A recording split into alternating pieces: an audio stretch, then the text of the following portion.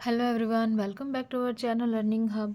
और हम हमारे चैप्टर को कंटिन्यू करते हैं। आज कल हमने इसका एक टॉपिक क्लियर किया था, लिविंग फीचर्स के बारे में हमने पढ़ा था। आज जो हमारा टॉपिक होगा वो होगा diversity in the living world, कि डाइवर्सिटी होता क्या है, बायोडाइवर्सिटी क्या है, उसका नोमेनक्लेचर किसने दिया था, क्या क्या उसने रूल्स लगाए थे कि हम किस बेस पे या कैसे उनके जो है वो नेम लिखेंगे।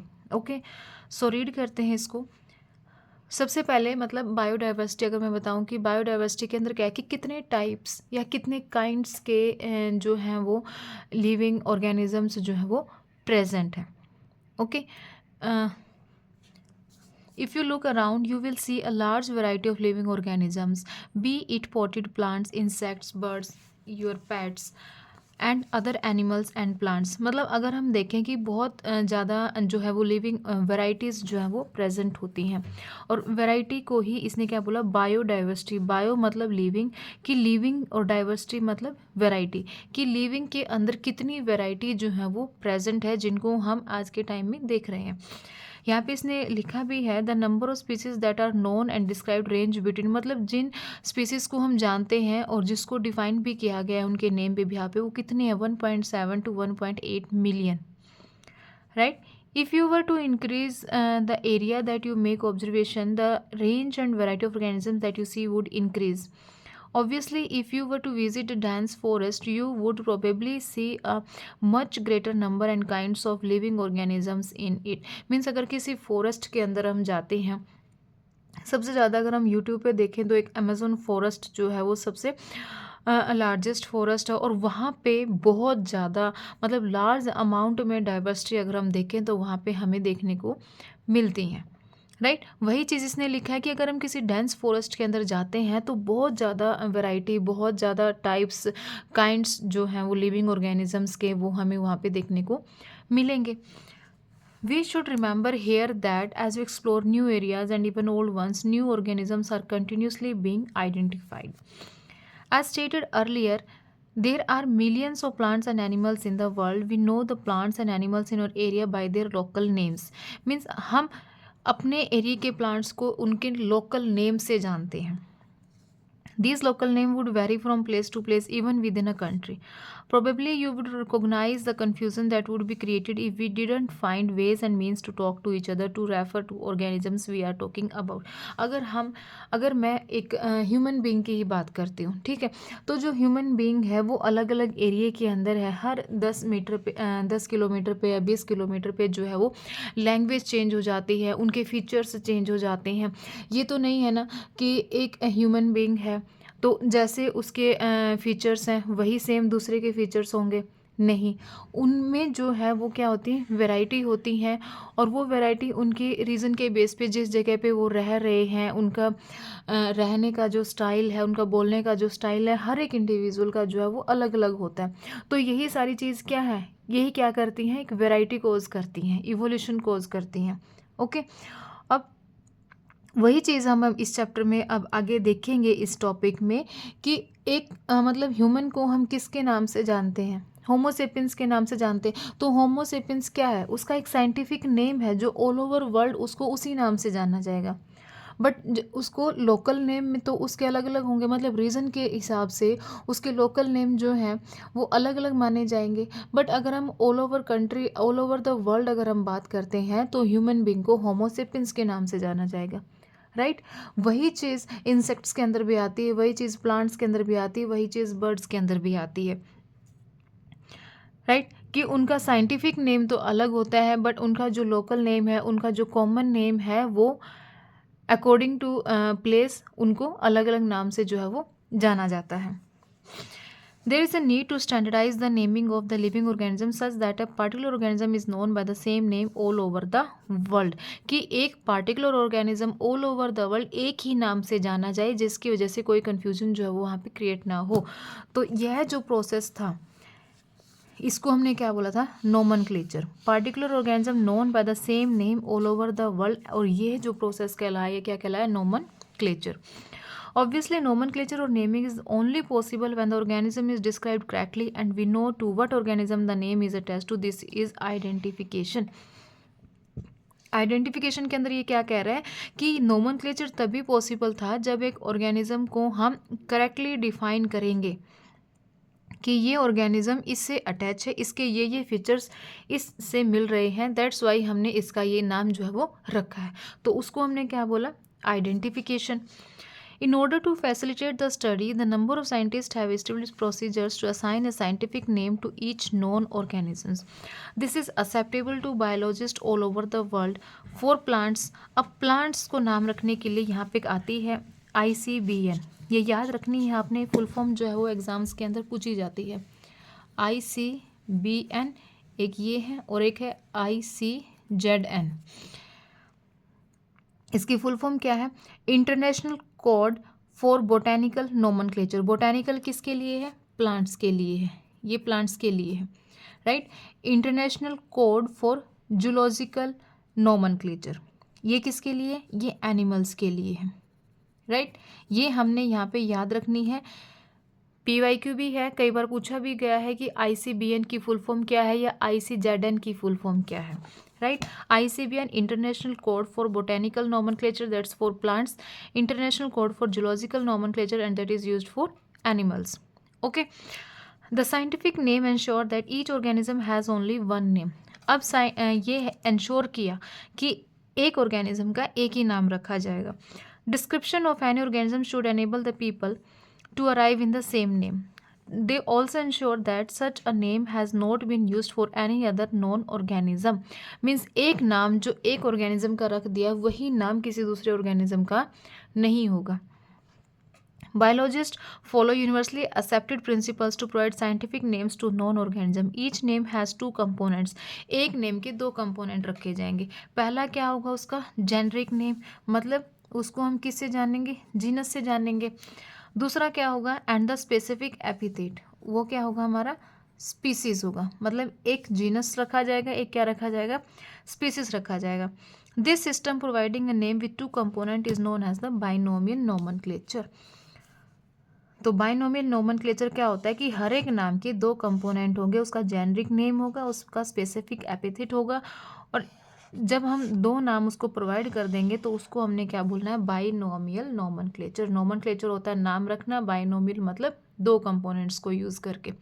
First one is the genus and second one is the species. This naming system given by the Carolus Linnaeus. अब यहाँ पे हमारा क्वेश्चन बनता है कि who gave binomial nomenclature. Binomial nomenclature किसने दिया था, गिवन बाय कार्लस लिनियस। किसने दिया था, ये कार्लस लिनियस ने दिया था, राइट। सो यहाँ से हमारा क्लियर हो गया। अब कार्लस लिनियस ने क्या किया था, अब उसने 4 पॉइंट्स यहाँ पे डिफाइन किए थे, यूनिवर्सल रूल्स जो जिसको हम बोलते हैं 4 यूनिवर्सल रूल्स जो है वो नोमेनक्लेचर के, जिनको हम आज भी फॉलो करते हैं। अब वो क्या है, वो हम नेक्स्ट पेज पर रीड आउट करते हैं। बायोलॉजिकल नेम्स आर जनरली, और ये 4 जो है वो हमें क्लियर हो जाने चाहिए। Biological names are generally in Latin. Latin क्या होती है, एक डेड लैंग्वेज होती है, एंड रिटन इन इटैलिक्स। ये पॉइंट नोट डाउन होना चाहिए कि biological names are generally in Latin. Latin कौन सी लैंग्वेज होती है, डेड लैंग्वेज होती है, and written in italics, italic में लिखा हुआ होना चाहिए। दे आर लेटिनाइज्ड और derived from the Latin irrespective of their origin, right. Second point क्या है, the first word in the biological name represent the genus. पहला किसको रिप्रेजेंट करेगा, जीनस को रिप्रेजेंट करेगा, वाइल जो सेकंड कंपोनेंट होगा वो किसको रिप्रेजेंट करेगा, उसके स्पीसीज को रिप्रेजेंट करेगा। Third point, both the words in the biological name when hand written are separately underline. क्या होने चाहिए, अलग अलग वो अंडरलाइन होने चाहिए। मीन्स यहाँ पे एक नाम गिवन है मैंगीफेरा इंडिका, ये किसका नाम है, मैंगो का। किसका नाम है, मैंगो का। अब देखो मैंगो क्या है, मैंगो तो एक कॉमन नेम है, लोकल नेम है, ठीक है। हर जगह के अकॉर्डिंग इसको अलग अलग नाम दिया गया है, बट एक यूनिवर्सल नेम जो है इसका वो क्या है, मैंगीफेरा इंडिका। Mangifera indica. अब इसने क्या बोला कि लेटिन और इटैलिक्स में होना चाहिए। ये वाली क्या है, इटैलिक्स लैंग्वेज होनी चाहिए। ये जो मैंने लिखा ये क्या होनी चाहिए, ये इटैलिक होनी चाहिए। सेकंड इसने क्या लिखा कि 2 कंपोनेंट होना चाहिए, एक मैंगीफेरा इसका क्या है, ये जीनस है, और इंडिका क्या है, इसका स्पीसीज है। थर्ड पॉइंट क्या बोल रहा है कि सेपरेटली अंडरलाइन होना चाहिए, ये सेपरेटली अंडरलाइन, ये नहीं है कि एक ही में इसको अंडरलाइन कर दो, नहीं, सेपरेटली अंडरलाइन, अलग अलग उसको अंडरलाइन करना है। The first word denoting the genus starting with the capital letter, first word जो जीनस शो करेगा, ये वाला जो फर्स्ट वर्ड है जो जीनस शो कर रहा है ये कैपिटल होना चाहिए, मीन्स एम जो है यहाँ पे हम कैपिटल रखेंगे। While the specific epithet start with the small letter, और जो इसका स्पीसीज है वो स्मॉल लेटर से स्टार्ट होना चाहिए।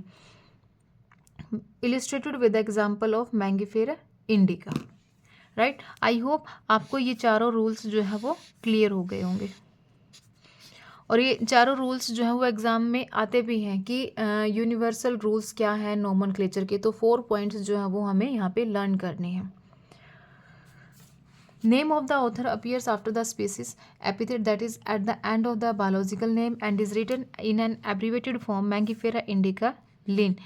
यहाँ पे मीन्स लास्ट में यहाँ पे हम साइंटिस्ट का नेम लिखेंगे जिसने वो नेम यहाँ पे दिया है।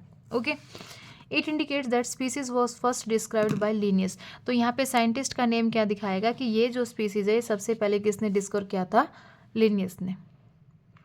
Since it is nearly impossible to study all the living organism, it is necessary to devise some means to make this possible. This process is classification. Classification is the process by which anything is grouped into convenient categories based on some easily observable characters.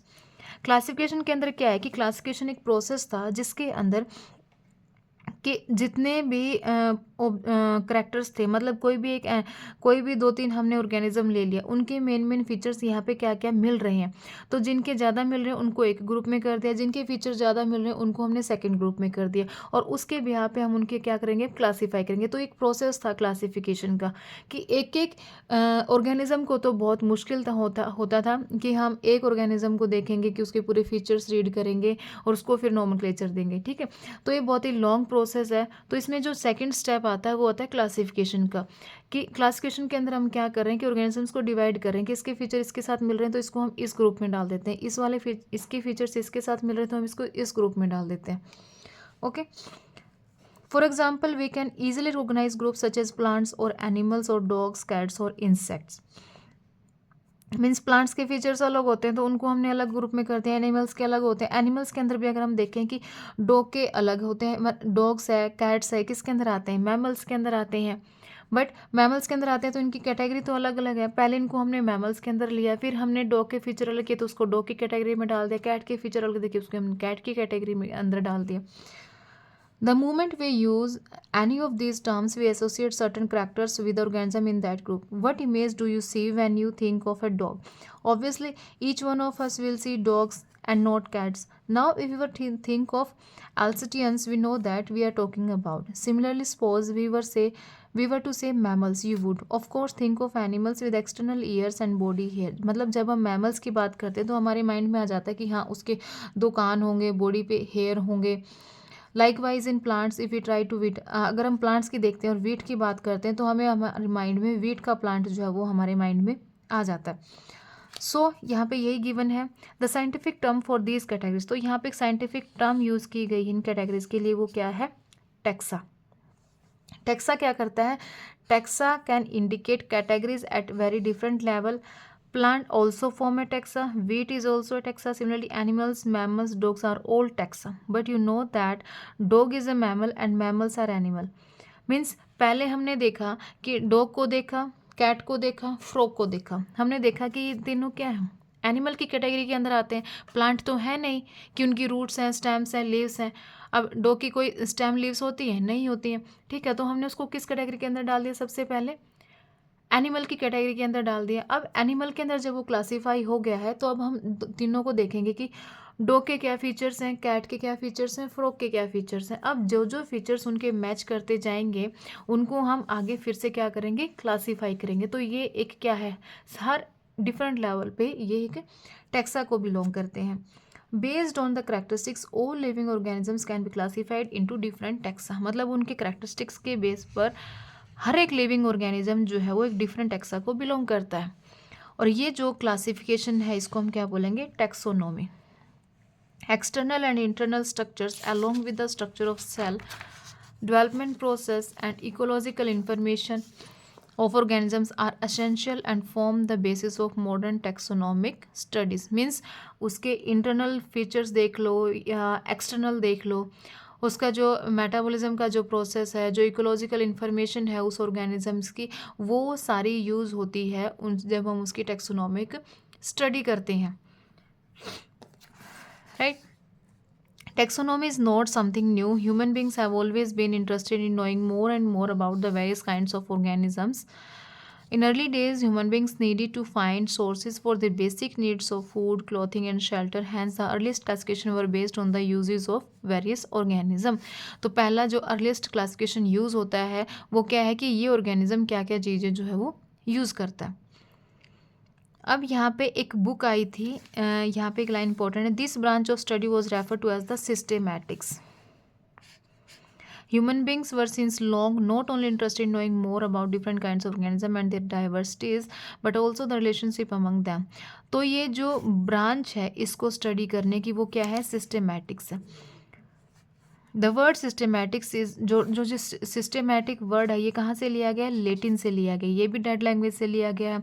सिस्टेमा का मतलब है systematic arrangement of organism. Systematics का मतलब क्या है कि एक system से हर एक ऑर्गेनिज्म को क्या करना, अरेंज करना. Linnaeus use Systema Naturae as the title of his publication. जो कैरलस लीनियस है उसकी एक पब्लिकेशन है, उसने एक बुक लिखी थी और उस बुक का नाम क्या था, सिस्टेमा नेचर. यहाँ पे ये क्वेश्चन भी बनता है कि कैरलस लीनियस की बुक कौन सी है. तो ये कैरलस लीनियस ने बुक लिखी थी, इसकी एक पब्लिकेशन थी जिसका नाम था सिस्टेमा नेचर. सिस्टेमा का मतलब क्या है, ऑर्गेनिजम्स को एक सिस्टमेटिक ढंग से ऑर्गेनाइज करना. ओके. नेचर मतलब नेचर में जो ऑर्गेनिजम्स पाए जाते हैं उनको अच्छे से एक सिस्टम में ऑर्गेनाइज करना. The scope of systematic was later enlarged to include identification, nomenclature and classification. Systematics takes into account evolutionary relationship between organisms. Right. तो ये आज हमने जो रीड किया वो रीड किया है diversity in the living world. Nomenclature क्या होता है, ICBN, ICZN की फुल फॉर्म क्या है और नोमेनक्लेचर के 4 रूल्स क्या हैं उनको डिफाइन करने के लिए. मतलब किसी भी ऑर्गेनिज्म का जब हम साइंटिफिक नेम लिखते हैं तो हम कौन से 4 रूल्स जो है वो फॉलो करते हैं, राइट. ये था आज की हमारी क्लास का समरी. ओके. नेक्स्ट जो क्लास होगी उस क्लास के अंदर हम डिस्कस करेंगे कि टैक्सोनॉमिक कैटेगरीज की हमने कौन कौन से टैक्सोनॉमिक कैटेगरी क्या है, हायरार्की क्या है, उसके अंदर हम जीनस, स्पीसीज, जीनस, फैमिली, कौन सा फ्लो चार्ट जो है वो हम फॉलो करते हैं. Okay. So stay tuned for the next class. Thank you.